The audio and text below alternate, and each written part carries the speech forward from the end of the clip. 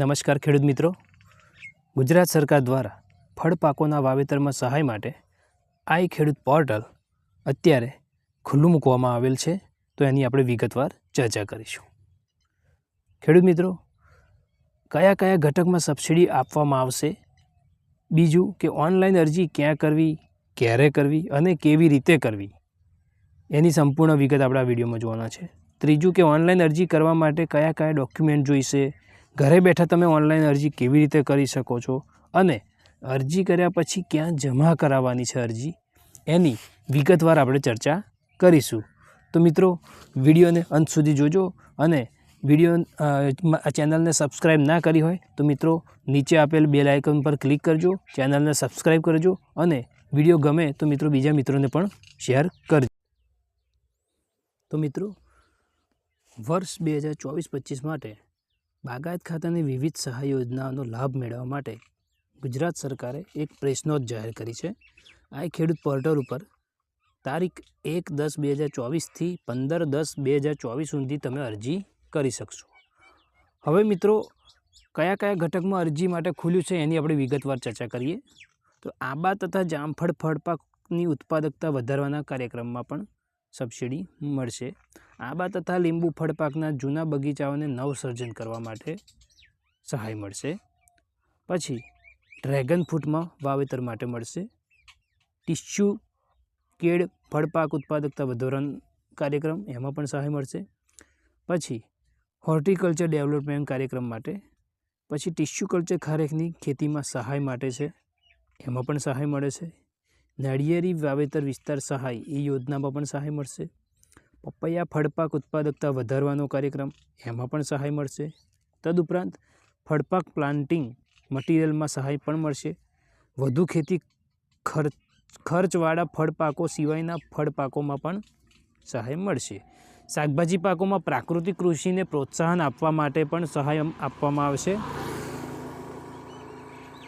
કંદ ફૂલો, એમાં પણ સહાય મળશે. દાંડી ફૂલો, કટ ફ્લાવર્સ, એમાં પણ સહાય મળશે. નેટ હાઉસ નળાકાર સ્ટ્રક્ચર બનાવવા માટે પણ સહાય મળશે. પોલી હાઉસ નેચરલી વેન્ટિલેટેડ નળાકાર સ્ટ્રક્ચર માટે પણ સહાય મળશે. Hi tech green house fan and pad, એમાં પણ સહાય મળશે. સંકલિત pack house conveyor belt sorting grading unit washing સૂકવણી અને વજન કરવાની સુવિધા સાથે 9x18 મીટરમાં સહાય મળશે. પ્રી ફોલિંગ યુનિટમાં 6 ટનની ક્ષમતાવાળામાં સહાય મળશે. કોલ્ડ રૂમ એટલે કોલ્ડ સ્ટોરેજ, એમાં 30 મેટ્રિક ટનમાં પણ સહાય મળશે.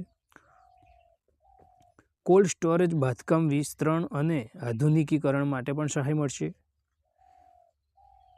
કોલ્ડ ચેઇનના ટેકનોલોજી ઇન્ડક્શન અને આધુનિકીકરણ માટે પણ સહાય મળશે. રેફ્રિજરેટેડ ટ્રાન્સપોર્ટ વ્હીકલ, એમાં પણ સહાય મળશે. મધમાખી સમૂહ તથા મધમાખી હાઇવ, એમાં પણ સહાય મળશે. મિત્રો, મિશન મધમાખી કાર્યક્રમ, નાની નર્સરી 1 હેક્ટરની મર્યાદામાં સહાય મળશે. નવી ટિશ્યુ કલ્ચર લેબની સ્થાપના કરવી હોય તો મિત્રો એમાં પણ ગુજરાત સરકાર સહાય આપે છે.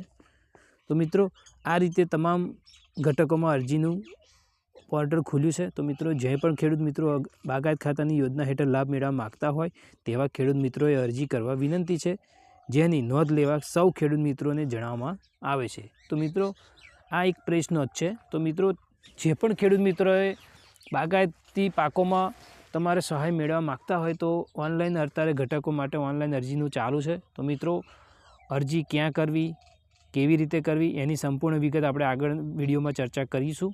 તો મિત્રો, જેને પણ અરજી કરવી હોય અને જે પણ ખેડૂત મિત્રોએ અરજી કરતાં ના આવડતું હોય તો મિત્રો પંચાયતે જજો, અરજી થઈ જશે.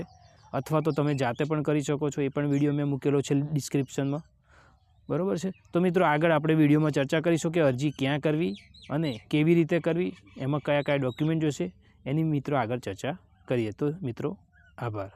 તો મિત્રો, ઓનલાઈન અરજી તમે ક્યાં કરી શકો છો? તો મિત્રો, ગ્રામ્ય કક્ષાએ ગામના વીસી મારફતે ઓનલાઈન અરજી કરી શકો છો, અથવા તો તમે જાતે પણ કરી શકો છો. જાતે અરજી કરવા, મોબાઈલમાં જાતે અરજી કરવા માટેની મેં વિડીયો બનાવેલી છે. તો મિત્રો, ડિસ્ક્રિપ્શનમાં લિંક આપેલી છે, તો મિત્રો જોઈ લેજો. હવે મિત્રો, જરૂરી ડોક્યુમેન્ટ્સ. ઓનલાઈન અરજી કરવા માટે ડોક્યુમેન્ટ 7/12/8ની નકલ, આધાર કાર્ડની ઝેરોક્સ, બેંક પાસબુકની ઝેરોક્સ, મોબાઈલ નંબર અને રેશન કાર્ડ. પાક વાવેતરનો દાખલો જરૂર હોય તો મૂકવાનો થશે મિત્રો.